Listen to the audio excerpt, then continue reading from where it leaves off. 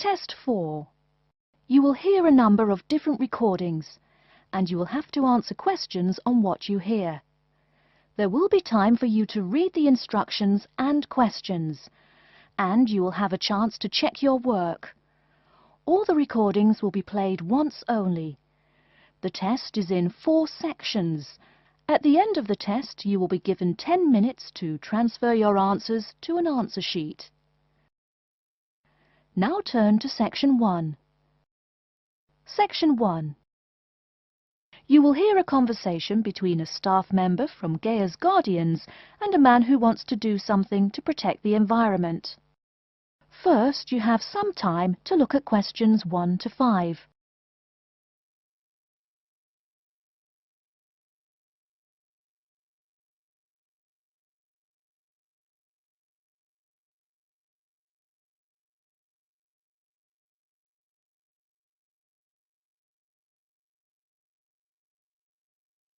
You will see that there is an example which has been done for you. On this occasion only, the conversation relating to this will be played first. Hello, how may I help you? Well, I've been seeing these yellow boxes in front of a lot of houses in my neighborhood. Just wondered what they were for. I noticed your phone number on all of them, so I called. Could you tell me about your business? We do recycling, but we're not a business. Gaia's Guardians is a non-profit group. We encourage recycling as a way of protecting the environment. The woman says that they encourage recycling as a way of protecting the environment. So, recycling has been written in the space. Now we shall begin. You should answer the questions as you listen, because you will not hear the recording a second time. Listen carefully and answer questions 1 to 5. Hello, how may I help you? Well, I've been seeing these yellow boxes in front of a lot of houses in my neighborhood. Just wondered what they were for. I noticed your phone number on all of them, so I called. Could you tell me about your business? We do recycling, but we're not a business. Gaia's Guardians is a non-profit group. We encourage recycling as a way of protecting the environment. I don't know. I mean, it is a good idea, but I really don't read the newspaper every day or anything. And we don't come collect newspapers every day. In fact, we only do pickups every other week. Oh, well, then maybe I could help. I mean, in my neighborhood there's too much rubbish lying around everywhere. I'd like to help out, I guess. That's great, sir. You're doing the right thing. Okay, I need to get your contact information. What's your name, please? Peter Wisrow. Peter, how do you spell your last name? W-I-S-R-O-W? No, actually, it's W-I-S-R-O-U-G-H. Oh, I'm sorry. I'm a terrible speller. You're a good speller. It's just that my family are terrible pronouncers. You're quite a card, Peter. Okay, now what's your address? Number 168 Bridge Road. That's here in London. How about if I have any questions? I'm sending you a copy of our booklet too. The booklet has our phone number and our email address, helpline@blackcat.com. That's HELPLINE at BLACKCAT.com. But I nearly forgot to ask, what's your postcode? BS97PU. PS97BU? No, that's B as in boy, S97P as in Peter, U.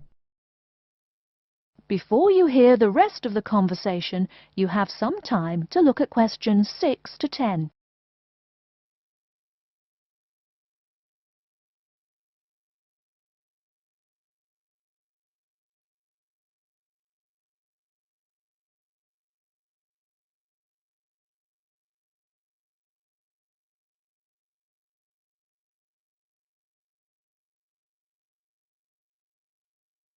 Now listen and answer questions 6 to 10. So I'm guessing those yellow boxes I saw are for recycled newspapers. Yes, that is correct, and it's free of charge. Wow, that's good news. Do you recycle anything besides newspaper? Oh yes, we recycle most everything. Glass, plastic, paper. Oh, so I can put like glass and plastic bottles in the box. Sorry again. Things like that you have to bring to our collection centre. And where is that? Our main centre isn't that far from you. It's actually right on the east side of Central Park. That new blue building? That's the one. Cool. Hey, what's with all those different colored boxes outside that place? Oh, that's for the different materials we recycle. The blue is for metal, the green is for glass and plastics, and the yellow, of course, is for paper. Okay. I'll try and manage to keep all that straight. Oh, no need. They're each labelled. Great. So which one would I put magazines in? Actually, they don't go in any of the bins. Unfortunately, magazines can't be recycled because of the material they're made of. It's such a waste. So, would you be interested in volunteering? I'll think about it. Could you send me some more info? Absolutely. Along with the newspaper box, I'll be sending you our booklet, Savvy. That is SAVVY. It tells you about what you can do to protect the environment in your daily life. Plus, it lists things you can do as a volunteer with our group. Hey, that's cool. Thanks. My pleasure. Do you have any other questions or concerns? Nope, that's it. That is the end of Section 1. You now have half a minute to check your answers.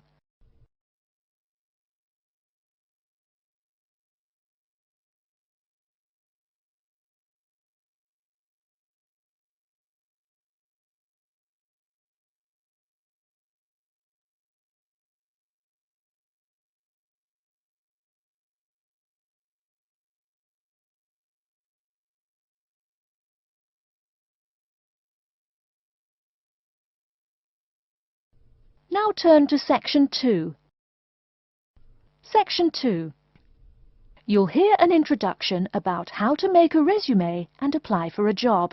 First, you have some time to look at questions 11 to 17.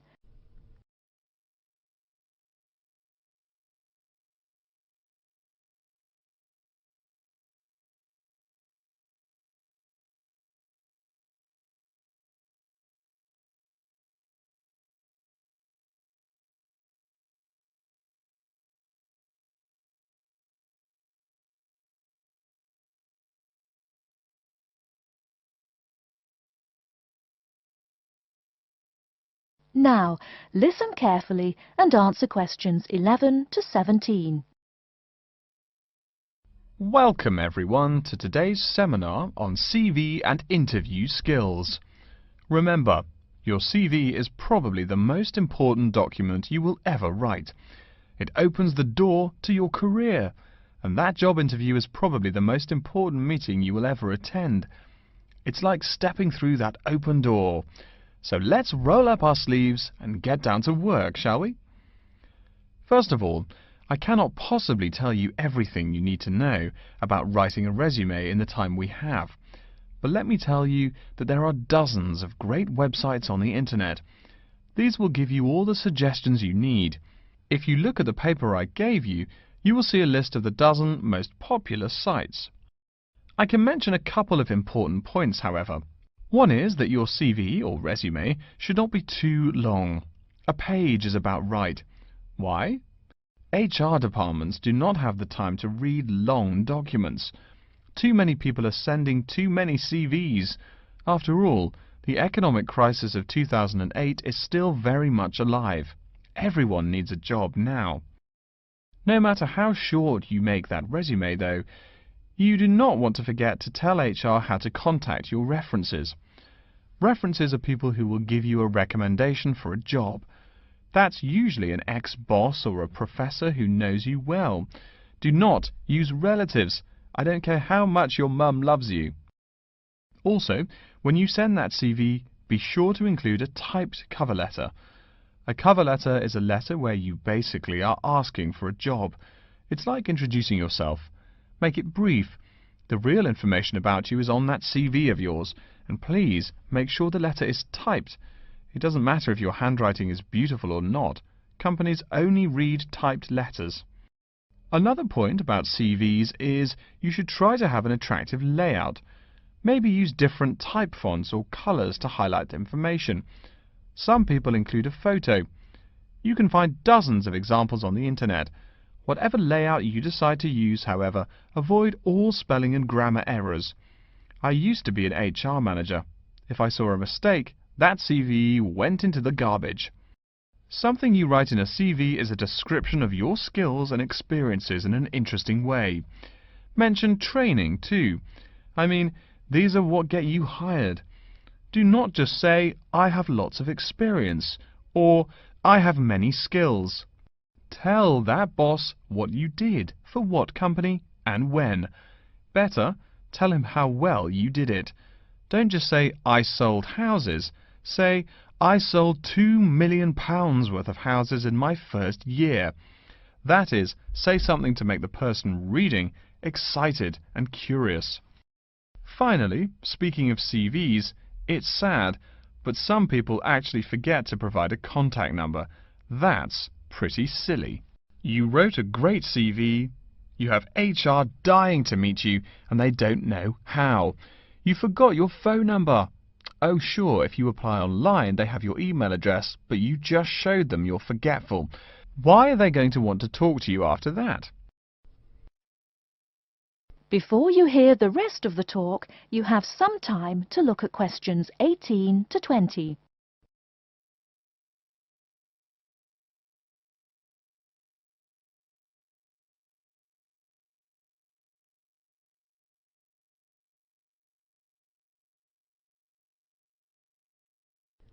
Now listen and answer questions 18 to 20. Alright, moving on to the actual interview. I'll go over what you need to know by the end of it, and what you can discuss and negotiate on later once it looks like you'll be offered the job. First, there's working hours. It's not that necessary to hammer out the hours off the bat, especially since it's easy to come off as lazy when the first thing you bring up is how much you're going to have to work. You can also find out more about possible promotions later on. It is important, however, to get a feel for how much you'll be paid. You should make sure the salary range is commensurate with what you're worth, and if you're not, you can move on to better opportunities. Being sure you're going to make what you want to live on is much more important than issues like your pension. You're all so young that your pension is not going to matter for quite a long time. You should find out about what skills you must know for the job and what they'll teach you. In addition, if the company will provide training, you should find out how long the training period is and whether it is paid. Beware of any jobs that want you to train for a long time without appropriate compensation. Speaking of compensation, find out about holidays as well. Do you get paid vacation time? Are you allowed to take personal days? Do you have to work on national holidays? Once you work out these main issues, you can move on later to details like the location and expected attire and whatnot. Wow, that's a lot of information. Let's take a break so you can think everything over and ask any questions you may have. Don't hesitate to come and see me if you need any clarification on all this stuff. That is the end of section 2. You now have half a minute to check your answers.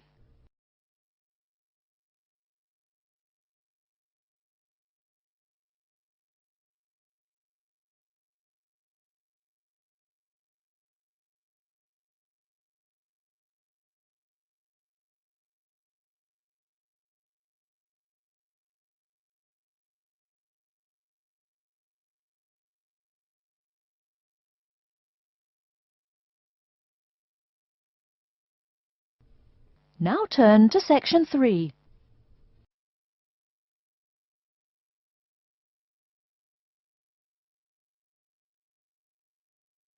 Section 3. You will hear a man called Frank talking to Dr. Lindsay about what he should study if and when he returns for further classes. First, you have some time to look at questions 21 to 25.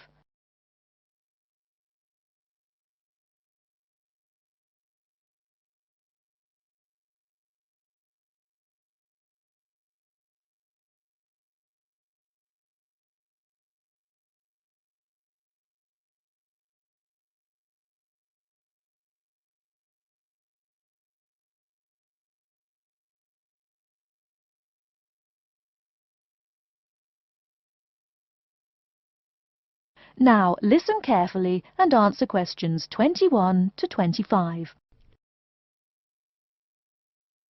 Hello, are you Dr. Lindsay, the returning student's advisor? Yes, that's right. Are you Frank? Your appointment wasn't until 2, but that's okay. Please come in and have a seat. Thanks. I like to arrive early whenever I have anything to do. That's certainly a praiseworthy habit. Let me see. It looks like you've taken a long break from school, and I understand you wanted to have a chat about what you should study if and when you return for further classes. It's such a big challenge. I don't know if I'm crazy for doing this or not. Believe it or not, I know exactly what you mean. Before I began working here at the university, I taught primary school for nearly 10 years. It takes a lot of courage to go back to school. I feel more shy and scared than the primary students I teach. In the schools I taught, I found today's youngsters are very sure of themselves. In terms of intelligence, I have a lot to teach them, and the maturity level of much of my class leaves something to be desired. But in terms of confidence, wow, a lot more confident than I am now, that's for sure. Stop fretting. A brave man is a coward who refuses to run. Let's talk about your strong points. You seem an intelligent man. What is it you would like to study? You see, I've been teaching children for a few years, but I think I'm happier teaching adults. I think teaching students in middle school is much more satisfying because they end up being much more grateful for your work. If I may ask, what got you interested in teaching adults? A lot of things, I guess. I met my future wife back in my first year of college. She always complains that I was more interesting then. She says that now I talk like I'm 7 years old. That's probably from being with children all day.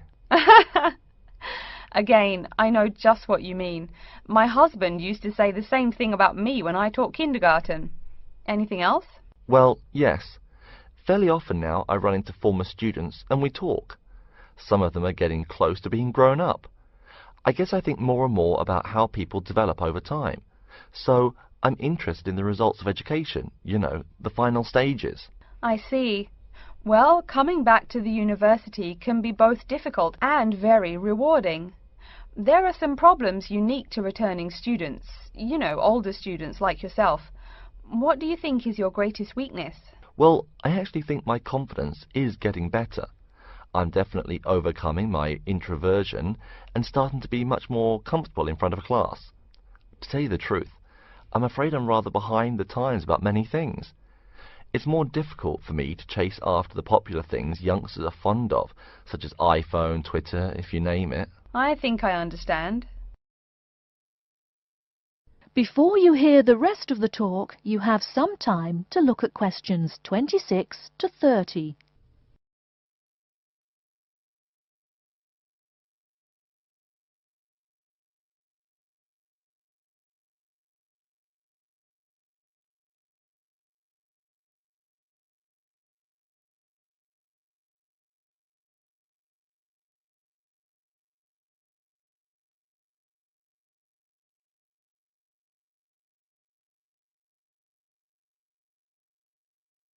Now listen and answer questions 26 to 30. How old are you? 35? People at your age still go back to school for further education. I was a bit the same way. I mean, I didn't study at university till after I had a family, a husband and one child. My point of view was a lot different from your average 18-year-old girls, I can tell you. Gee, that sounds pretty rough. A family and college? Clearly you weren't unsuccessful, though. It was, Frank, it truly was. My first term at school was extremely stressful. But, excuse me, you're not here to listen to my life story. We're talking about your plans. Is there anything unique I should know about you or your past experience or plans? I'm afraid not. There is nothing interesting about my career or plans. It's really not too impressive. Now, I forbid you to talk like that. This is your one life, and if you're not interested, why bother living it? Don't be so humble, Frank. Okay. My wife says I'm a wimp. Let's talk about your dreams a bit. You want to teach adults, you said. What would you like to teach them? Well, when I first came to college, I really liked languages and literature. A lot of people have told me that for practical reasons, it would be more rewarding to choose business management as my major. But I made up my mind to study liberal arts once I got the idea of going back to school. I must say it's refreshing to meet someone who knows there's more to an education than computers and finance. Let's have a look at the university course catalogue. Excuse me, Dr. Lindsay, before we do that, could I maybe ask you some questions about changes in university life? I think I need to discuss that so I know what to expect. Of course, I'm here to help you. The biggest thing to get used to is the change in technology. Professors present things on huge screens, many of which are interactive computerized whiteboards. You can write on them still and use them like a touchscreen. They're really handy. No more sloppy scribbled notes on the projector. Let's see, I doubt you'll be living in student housing, so I won't go into all the improvements there. Another major change that you'll enjoy is the plethora of resources available for students. As a student, you have 24-hour access to the gym and library privileges that include the use of school computers to scan, copy and print, and of course the media library, which contains movies from all genres and most of the movies listed on AFI's top 100 movies of all time. The dining facilities are also not what they used to be. They offer choices for all diets, and you can expect a hot meal any time of day. Wow, things really have changed. I'll be sure to utilize all those great facilities in my time here. Thanks for all your help, Dr. Lindsay. I think that's all the questions I have for now. That is the end of section 3. You now have half a minute to check your answers.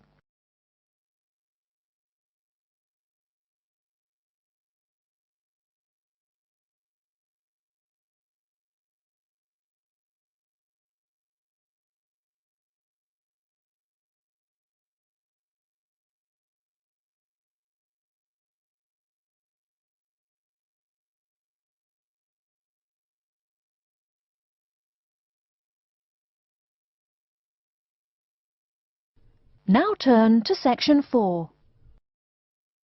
Section 4. You will hear an introduction about the curriculum and facilities of Wassamata University. First, you have some time to look at questions 31 to 40.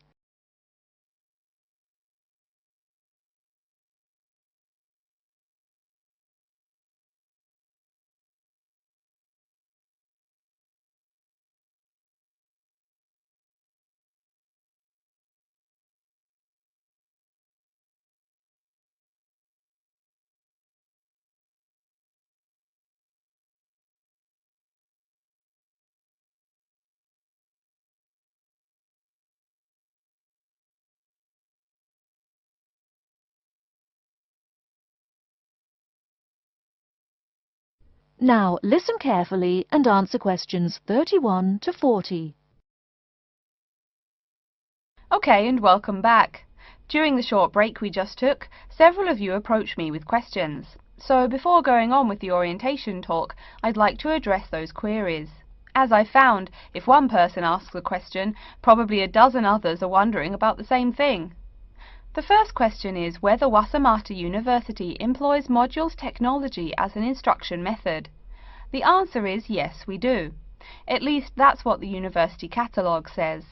If some of you don't understand what modules technology is, don't worry. I googled the word but couldn't find it. Apparently though, it's a method of broadband wireless access. At least that's what an American company's website told me. But again, don't worry. If you need to know something more, your professor can tell you. Another question someone asked me was what tomorrow's workshop on research methods and skills was about. Well, research skills include any method you can imagine for finding and presenting any information you need. That's not just schoolwork either. Writing English, the native language for most of you, and finding a job are also research skills. And yes, those will be addressed in tomorrow's workshop. As you know, Wassamata University is one of this country's premier universities for the study of the dismal science, economics. Some of you, it seems, want to get a jump on their classmates. During the break, half a dozen of you came up and asked me where to find economics tomes. I know it's odd, but this school's library holdings are divided up between two libraries. Economics books are in the old library. If you look out of the window behind me, you can see it. It's the red brick building. Oh, before I forget, you economics types also need a lot of math, am I right? Well, those math books are neither in the old library nor in the new one. They can be found in the math department building. Why am I telling you this? Doesn't the invisible hand guide economists? Maybe it's good you asked. In 2008, that hand shoved most of the world economy off a cliff, didn't it? Now, I realize that most of you couldn't bring a computer printer or a photocopier from home. So I'm sure you're already wondering where you can copy things like term papers, internet articles, and things like that. I have some good news and some bad news. The good news is that there are a number of places you can make copies. These include both libraries and the Student Union building. Now the bad news. I'm sorry to say, most classroom buildings and academic departments do not have copiers students can use. So most of the large buildings you see around campus do not have copiers for students. The copiers there are reserved for professors and office staff. Oh yes, I nearly forgot to tell you. If you need to have printing done, all the copiers available to students are laser printers. Plus, for your convenience, you can pay using prepaid cards. You can get those in the Student Union building. That just covers the questions put to me. If you have more, please see me during the next break at 2:15. Right now, though, I'd like to start to give you a rundown on the various facilities here on campus. That way you won't get lost so easily in the weeks to come. I've been told that this year's incoming class features a large number of married students and parents. So you must be wondering where to put the baby while you're in class. Okay, right now we're in the Student Union building, right? Remember the big doors in front where you all came in? If you go out of the building, you can see the nursery is just on the other side of this building. It's only about 20 meters away. Convenient, eh? Next, we're all from different places around the country. Some of you are from other countries. That means we're pretty likely to get sick during the first months of school as we expose each other to many new viruses. So where's the doctor? Of course, you need to find the Medical Services Centre, which is on the right as you leave the building. Remember, that's the second building on the right. And if you look out of that window, you can see a lot of antenna and satellite dishes on the roof. So that's what we call the Media Centre. Yeah, I know, I think it's confusing too. The Media Centre is next to the Medical Centre. The chairwoman of the journalism school on the first floor doesn't like it when people who wander in there mistake her for a nurse. Chances are you'll have at least one math class while you're here. That red building there, just outside to the left, is the math department building. I know, it looks about as old as the subject of math, but I assure you that the inside is equipped with state-of-the-art classroom equipment, including interactive chalkboards and surround sound in every room. Oh, can you see the back building there? Yes, behind the Media Centre. Quite new, isn't it? That's the new library, just decorated. They're back to back, you might say. If you look just to the left of it at the lower, older-looking building, you'll find the old library. It's nice and quiet, perfect for those marathon study sessions during exam week. Since the weather is so nice, why don't we stop looking at our maps, but go for a walk around the campus? That is the end of section 4. You now have half a minute to check your answers.